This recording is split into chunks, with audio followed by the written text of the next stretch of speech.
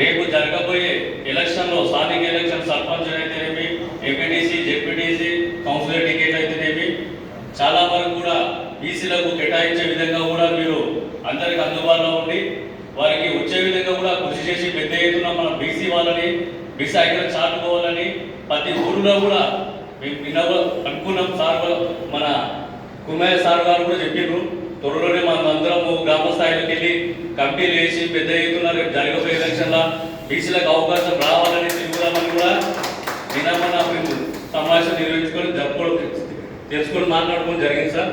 ఖచ్చితంగా రేపు జరగబోయే దాంట్లో కూడా ఊరులో కమిటీలు వేసి పెద్ద ఎత్తున జిల్లా వ్యాప్తంగా కూడా రేపు రాబోయే రోజుల్లో ఈ రోజు మనం చిన్న చేసుకుంటున్న సమావేశం ఖచ్చితంగా మన నరసింహ చెప్పినట్టు రేపు పెద్ద సమావేశం మినిమం 500 నుంచి 1000 మందితోటి మీకు సమావేశం మౌనంలో పెడతామని కూడా మేము ఈ సభాముఖంగా ఆశిస్తున్నాం సార్.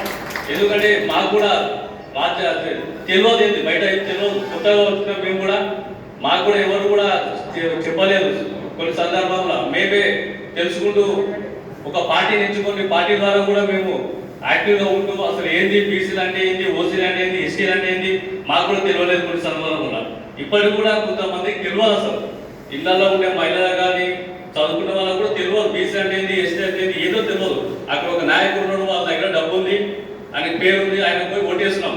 కానీ బీసీలకు బీసీ అంటే ఏంది కూడా తెలియదు. వాళ్ళందరూ కూడా దేశాలు చేసి రేపు రాబోయే కాలంలో పెద్ద ఎత్తున కూడా బీసీల కులస్తులకు టికెట్ ఇచ్చి గెలిపించుకొని బీసీ ఐక్యత గురించి తొందరలోనే పెద్ద ఎత్తున గ్రామాలు చేపడతామని సందర్భం తెలియదు.